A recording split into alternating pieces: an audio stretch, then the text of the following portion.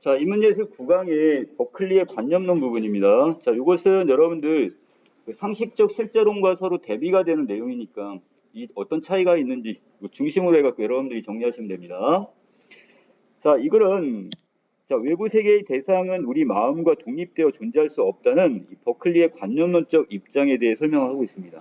자, 여기서 중요한 단어 마음과 대상은 어떻게 따로 별도로 떨어져서 존재할 수 없다 이거네요. 자, 그 다음에 이 상식적 실제론의 입장에서는 지각 유무와 관계없이 대상이 독립적으로 존재한다고 봅니다.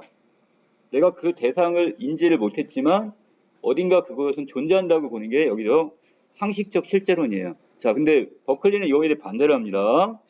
버클리는 외부 세계의 대상은 단지 우리 마음속 관념들의 집합이고요. 감각의 족을 통해서, 이 족이라는 말을 써놨는데 그냥 어떤 유형, 패턴이라고 그냥 보시면 돼요.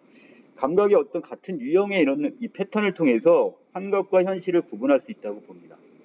자, 또한 그는 무한한 정서인 신에 의해 자, 이 신적인 존재에 의해서 외부 세계의 대상이 항상 지각되고 있기 때문에 그 존재가 보증된다고 봐요. 어떻게 보면 너무 많이 갔어요. 이제 어디까지 갔어? 신적인 존재까지 해서 이 세계를 이렇게 우리도 그 안에 포함되어 있고 인간은 바로 신적 존재 영역 안에서 뭐 한다는 거? 항상 뭔가를 지각하고 우리도 모르는 사이에 그게 지각이 된다고 이야기합니다. 자, 밑에 상식적 실제론의 입장에서는 감각을 통한 감각이라는 게 보유가 되는 눈으로 보거나 손으로 만지거나 이런 것들이 되겠죠. 자, 이걸 통한 지각의 여부와 상관없이 대상이 독립적으로 존재한다고 생각을 합니다. 우리가 감각적으로 느끼지 못하더라도 그 대상은 어딘가 있다. 이렇게 보는 게 바로 상식적 실제론입니다.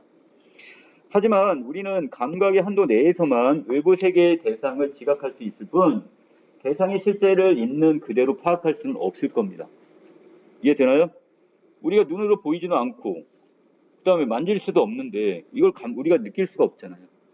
그 대상을 우리가 지각할 수가 없단 말이죠. 자, 그러면 이 상식적 실제론과는 좀 다른 입장이 되겠네요. 자, 대상이 어떤 밑에 이러한 점에서 버클리는 우리가 파악할 수 있는 것은 있는 그대로의 대상이 아니라 자, 이것이 아니라 감각기관의 지각을 통해 마음속에서 형성되는 자, 관념 자, 이것만이 지금 우리가 지각할 수 있다고 보네요. 자, 예를 들어서 코끼리 예를 들었어요. 자, 어두컴컴합니다. 여러분들이 아직도 코끼리를 한 번도 본 적이 없는 사람들이야. 자, 근데 코끼리의 코를 쑥 내밀었어요. 코를 만지고 갖게 된 관념만으로 코끼리 전체의 모습을 우리가 알 수가 있다 없다? 없잖아요. 우리 일부분만 만졌지 코끼리 전체를 볼 수가 없어. 그리고 어두컴컴한 상황에서 처음 본 거란 말이죠. 자, 그는 우리의 제한된 감각 경험으로부터 형성된 관념 중에 어떤 것이 대상의 실제와 일치하는지 파악하는 것은 불가능하다고 봅니다.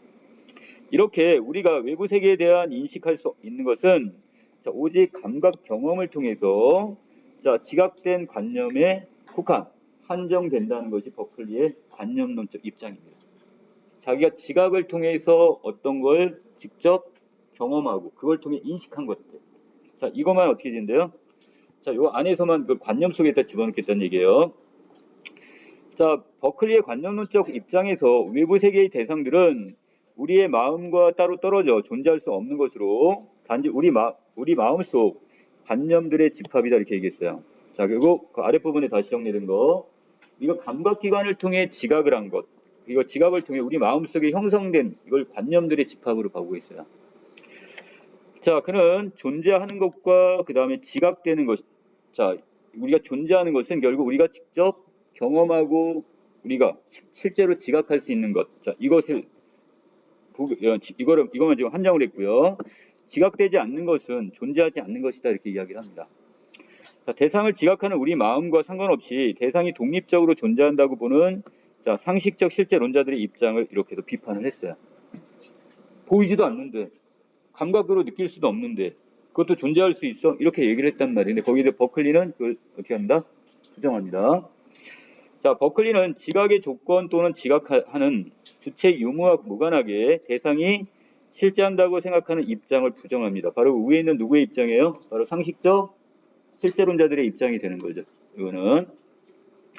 하지만 이렇게 대상의 독립적 존재를 부정하고 관념이 곧 존재라고 보는 버클리 입장에 대해 자, 상식론적 실제론 입장에서 두 가지 의문을 제기했습니다. 거꾸로 반박을 하는 거야, 지금. 야, 너는 이렇게 주장을 하는데, 야, 거기에 대해서 거꾸로 반박을 했는데, 뭐라고 반박했냐? 그의 주장처럼 외부 세계의 대상이 관념의 묶음에 불과하다면, 우리가 접하는 대상이 환각일 수 있지도 않냐? 너가 지금 보고 있는 게 가짜, 환각 아니야? 이렇게 보면 어떻게 하냐, 이거야. 자, 그래서 이에 대해 버클리는 지각된 어떤 것이 환각인지 그렇지 않은지를 결정하는 것은 감각 경험들이 반복되는 유형인 바로 족을 이루는지 관찰해 보면 가능하다고 봐요. 자, 이 족이라는 개념 나왔네요.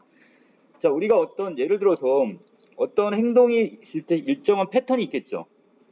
그 행동이 똑같이 계속 반복된다면 그것은 뭐야? 환각이 아니라 뭐가 되는 거야? 실제가 되는 거예요, 지금. 우리가 예측할 수가 있어요. 예를 들어 내가 이 공을 이렇게 굴렸다면 여기가 지금 아래로 내려가는 언덕 비탈길이니까 당연히 아래로 굴러 내려가겠지. 그리고 그것이 반복되는데 똑같은 현상이 똑같이 일어났어요. 그럼 이런 것들은 실제가 되는 거야. 근데 그것이 일치하지 않아요. 일정한 패턴을 형성하지 않으면 그것은 환각이 될 수가 있다고 보는 거예요. 충분히 지금 어떻게 첫 번째 반박에 대해서 여기는 자, 이 경우는 어떻게 되는 거야? 충분히 설명이 가능한 거죠. 자, 그래서 이 버클리의 어떤 관념론의 입장에서 이거 반박을 하는 겁니다. 다시 실제로는. 자, 조금 더 읽어볼게요. 자, 가령 나무는 예측 가능한 방식으로 반복되는 감각 경험들의 한 유형이에요. 우리는 나무를 보는 각도나 거리에 따라 그 형태나 크기를 달리 지각할 수는 있어요. 자, 나무에 대한 시각적 경험과 촉각적 경험은 자, 일련의 체계성을 갖게 되겠죠. 자, 그래서 약간 다르긴 하겠지만 각도에 따라지만 우리는 저게 나무야. 이걸 우리는 그 같이 인식을 하고 일정한 체계 속에다 집어넣는단 말이야. 나무에 대한 우리의 감각 경험들은 규칙적이고 체계적인 방식으로 서로 관련되어 있으며 감각 경험의 조건이 달라진다 하더라도 변화의 폭은 그렇게 크지는 않아요. 아, 저게 나무야? 우리 똑같이 인식을 하는 거예요. 자, 이에 반해서 감각 경험에 질서 있는 연속을 지니지 못한다는 점에서 환각은 자, 감각 경험들이 족을 이루지 일정한 어떤 패턴을 이루지 못하게 되는 겁니다. 자, 이게 어떻게 설명이 안 되는 거야. 그 상황에 따라서 경우에 따라 여러 가지 다른 패턴을 보여주는 거죠. 자, 이렇게 본다면 대상의 존재가 입증되기 위해서 중요한 것은 감각적 경험과 대상과의 관계가 아니라 이 감각 경험들 간의 관계. 아까 얘기했던 족, 일정한 패턴을 계속 이룬다는 것은 감각적 경험이 되는 거죠. 이것들이 유사한 어떤 패턴으로 계속 나타나는 것. 나타나면 그건 뭐가 되는 거고 현실이 되는 거고. 그렇지 못하면 그건 뭐가 되는 거야? 환각에 불과한 것.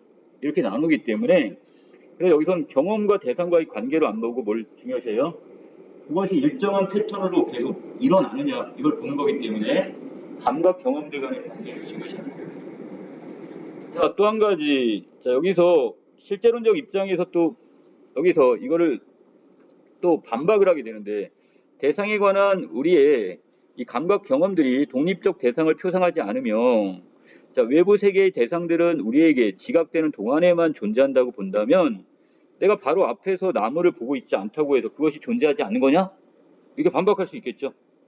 자, 그러면 나무에 대한 감각 경험이 구체적이고 반복적인 유형을 유지하는 것은 나무라는 대상이 실제로 존재하기 때문은 아닐까? 자, 이렇게 또 반박을 하는 거예요, 지금 실제론 입장에서. 자, 여기에 대해 버클리는 자, 여기는 이제 신을 끌어들였습니다. 이러한 문제를 해소하기 위해 절대자인 신의 존재를 끌어들였는데 버클리에 따르면 마음, 곧 정신은 관념을 가리키는 게 아니라고 했어요. 다른 개념이래요. 자, 관념이라는 것은 관념 자체는 지각되어 마음속에 형성되는 것이라는 점에서 자, 뭘 띠고 있다? 수동성을 띠고 있습니다. 자, 거기에 비해 자, 마음, 바로 정신은 마음 내 정신은 외부 대상을 지각을 해서 관념을 형성할 수 있다는 점에 능동성을 지니고 있다고 보고 있습니다. 자, 두 개가 다르죠? 자, 그래서 하나는 지금 뭐가 되는 거고요? 관념 자체는 수동적인 존재가 되는 거고, 자, 마음이라는 것이 결국 어떻게 돼요? 외부 대상을 지각해 관념을 형성하는 거니까 이게 더 능동적인 존재로 보입니다. 자, 그래서 버클리는 우리가 지금 지각하고, 밑에 하나 빠졌네요. 자, 그래서 버클리는 대상의 독립적인 존재를 부정했지만 지각하는 능동적 존재로서의 정신을 부정하진 않았다는 얘기예요. 자, 버클리 입장에서 마음은 다른 외부 세계의 대상들과 달리 지각됨으로써 자, 존재하는 게 아니라 자, 지각함으로써 존재하는 것으로 자, 이 차이점이 뭐냐면 지각되다는 것은 인식이 되어지는 거니까 이거 수동적인 존재. 거기에 비해서 지각을 한다는 것은 내가 스스로 뭔가를 파악하는 거니까 이것은 능동성을 갖게 되는 거죠. 자, 여기 수동성을 다 버렸어요. 능동성을 가져옵니다. 자, 그래서 신 역시 이와 마찬가지로 지각되지 않아도 그 자체로 존재할 수가 있고요. 자, 이것은 자, 이미 지각됨을 통해서 존재한 대상이 아니라 이미 절대적인 존재이기 때문에 자, 이건 그 자체로서 존재한단 말이야. 신은 지각함 그 자체이기 때문이다 이렇게 얘기를 했어요. 자, 버클리는 우리가 지각하고 있지 않더라도 모든 대상은 무한한 정신인 신이 항상 지각하고 있기 때문에 존재한다고 보고 있어요. 자, 어떻게 보면 조금 어디까지 확대가 되어버린 거예요. 현실에 대한 이야기를 하고 있는데 거기다가 절대자의 개념인 신을 끌어들여가지고 이걸 설명하려고 해요. 자, 영원히 깨어있는 모든 것을 자, 지각하는 신이 있기에 우리의 마음이 세계를 지각하지 않아도 세계는 계속해서 존재한다고 보고 있는 겁니다. 자, 그는 외부 세계가 모든 것을 지각하는 신에 의해 운영이 되며 자연 법칙이라 불리는 체계성을 지니기 때문에 예측 가능한 방식으로 운영될 수 있다고 보게 되는 거죠. 자, 다시 가면요. 자, 이렇게 보겠습니다. 나와 신이 있으면 자, 신의 영역 안에 나라는 인간이란 존재가 있어요. 자, 그렇기 때문에 결국 신이 뭔가를 자각하고 지각하고 인식을 하게 되면 그 안에 있는 나는 당연히 어떻게 되는 거야? 같이 똑같이 인식이 되고 이런 존재가 있다고 보는 거예요, 지금. 자, 그래서 밑에 버클리는 신의 존재를 설정함으로써 신의 지각에 의해 대상이 계속해서 존재할 수 있도록 보장을 하게 됩니다. 자, 또 결국 외부 세계는 신에 의해서 그 존재가 보증되는 셈이 되어버렸어요. 바로 이 신적인 존재에 의해서. 버클리의 표현에 따르면 우리가 지각하는 모든 것은 신이 가진 힘의 징표. 이렇게 봤고요. 이렇게 신은 외부 세계의 대상이 우리의 지각 여부와 상관없이 지속적으로 그 존재가 인정될 수 있다고 주장을 하게 되는 거죠. 자, 그래서 왜 지금 누구의 이야기를 자, 처음 부분에서는 어떤 이 상식적 실제론의 입장을 들었고요. 이거에 반론을 제기한 게 누구고요? 버클리의 관념론이 됩니다. 자, 그리고 자, 이 버클리의 관념론은 지금 이것을 뭐라고 표현하냐? 자, 여기 있는 그 관념들의 어떤 집합으로서 존재하는 것과 그 다음에 또 하나 더 여기는 지각되는 것. 자, 이렇게 좀 구분을 했고요. 자, 그 다음에 그 아랫부분에서 이 상식적 실제론의 입장에서 이 버클리의 그 이론에 대해서 반론을 제기했는데 크게 두 가지예요. 야, 그러면 지금 우리가 접하는 것 중에 환각하고 이 현실을 어떻게 구분할 건데, 자, 그 개념을 지금 설명하기 위해서 뭘 갖고 설명했어요? 바로 이 족이라는 개념을 썼죠. 일정한 패턴으로 계속해서 꾸준히 나타나면 그 현실, 그렇지 않으면 환각 이렇게 얘기했고, 자, 두 번째, 야, 우리가 지금 보이지 않는 어떤 것이 있는데, 자, 바로 이것이 나무를 내가 보고 있지 않다고 그것이 존재하지 않는다고 할 수 있냐? 자, 거기에 대해서 뒷부분에서는 자, 이 개념을 자, 마음과 정신이라는 것을 관념과 다르다고 봤습니다. 자, 그래서 관념이라는 건 수동적이고 거기에 대해서 이 마음, 정신적인 것을 능동적으로 봤고요. 자, 그리고 또 한 가지 끌어들이는 게 바로 신의 개념이죠.